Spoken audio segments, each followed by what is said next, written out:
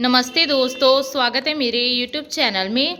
आज मैं आपको नेम्स पास DR टैबलेट के बारे में जानकारी देने वाली हूँ।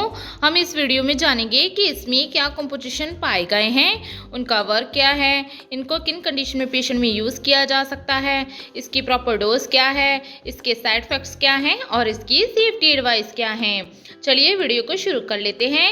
सबसे पहले हम जानते हैं कि जो नेम्स पास DR टैबलेट है इसमें क्या कंपोजिशन पाए गए हैं। जो नेम्स पास DR टैबलेट है इसमें मेफेनिमिक एसिड एंड ड्रोटाविराइन हाइड्रोक्लोराइड पाया गया है।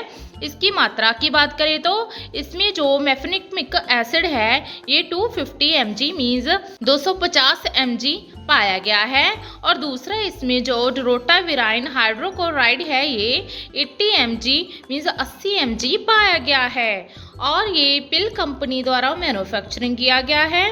इसके प्राइस की बात करें तो इसका जो प्राइस है वो है मात्र 93 रुपीज़, 93 रुपीज़।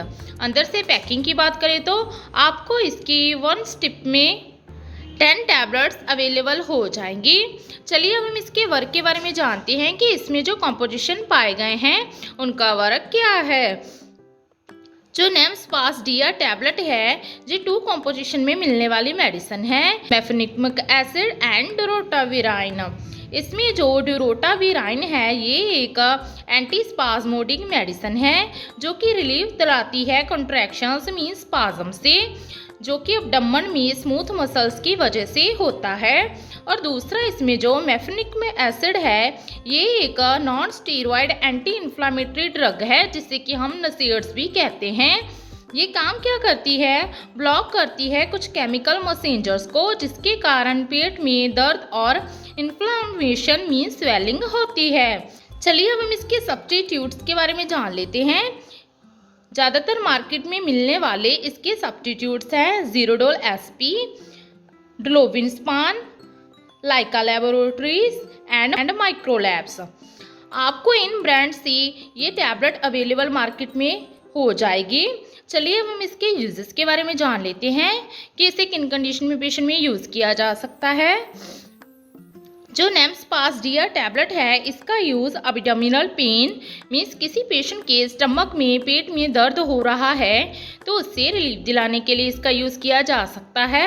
या फिर पेशेंट को स्पाज्मोटिक डिस्मेनोरिया हुआ है मीन्स पीरियड्स के ड्यूरिंग पेशेंट को पेट में दर्द हो रहा है, पेन हो रही है तो उससे भी ये राहत दिलाता है। या फिर किसी पेशेंट के ब्लॉटिंग और abdominal cramps due to acidity और गैस की वजह से पड़ रहे हैं तो उसके ड्यूरिंग भी इसका यूज़ किया जा सकता है। या फिर पेशेंट को लोअर बैक पेन हो रही है तो उससे भी ये रिलीफ दिलाता है।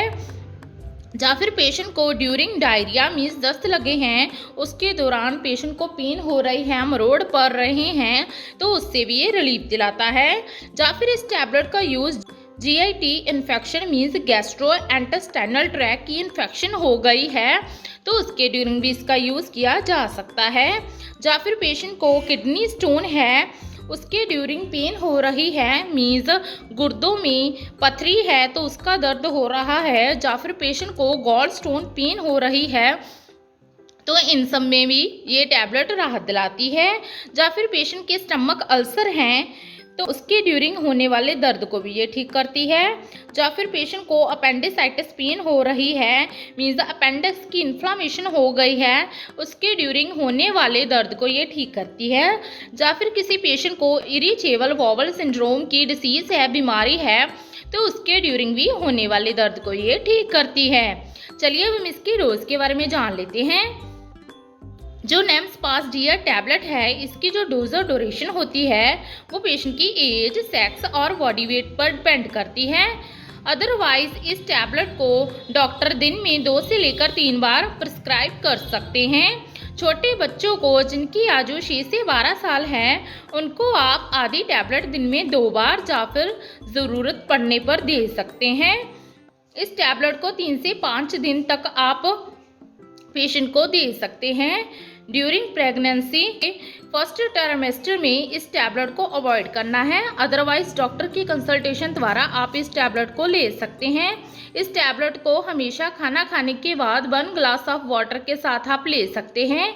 कभी भी इस टैबलेट को तोड़कर चबाकर नहीं खाना है, अदरवाइज इसकी जो डोज है वो आपकी मेडिकल कंडीशन पर भी डिपेंड करती है।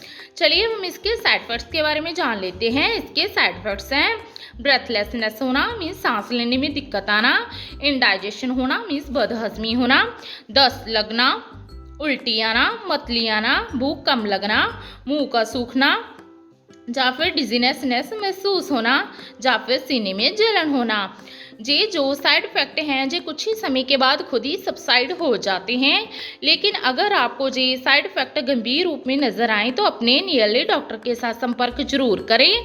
लास्ट में इसके कुछ सेफ्टी एडवाइस के बारे में जान लेते हैं। इसके सेफ्टी एडवाइस हैं ड्यूरिंग ड्राइव इस मेडिसिन का यूज़ नहीं करना है, क्योंकि साइड इफेक्ट्स के कारण समटाइम पेशेंट को डिजीनेस, ड्राउजीनेस और विजुअल डिस्टर्बनेस हो सकती है। अवॉइड करना है अल्कोहल कंज्यूमिंग को ड्यूरिंग दिस मेडिसिन मीन्स जब आप इस मेडिसिन का यूज़ कर रहे हैं तब आपने अल्कोहल का सेवन नहीं करना है। इससे पेशेंट को स्टमक में सीरियस प्रॉब्लम्स हो सकती हैं। समटाइम इस मेडिसिन को लेते समय ब्लड प्रेशर फॉल हो सकता है मीन्स लो हो सकता है। तो प्लीज़ अगर आप इस मेडिसिन का यूज़ कर रहे हैं तो अपने बीपी को मॉनिटर जरूर करवाएं। अगर आपको किडनी और लीवर की सीवियर डिसीज़ हैं तो पहले से ही अपने डॉक्टर को ज़रूर बताएं, या फिर आपकी रिसेंट ही कोई सर्जरी हुई है, ऑपरेशन हुआ है तो इस बारे में भी डॉक्टर को ज़रूर बताएं। और इन कंडीशन में आपने इस मेडिसिन का यूज़ ना करें। इससे क्या होता है आपको हार्ट अटैक या फिर स्ट्रोक की प्रॉब्लम आ सकती है।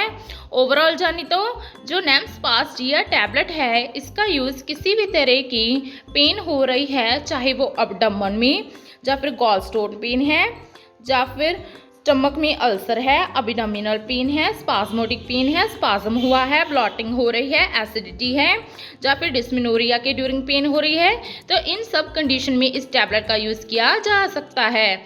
आशा करती हूँ कि आपको मेरी दी गई जानकारी अच्छी लगी होगी।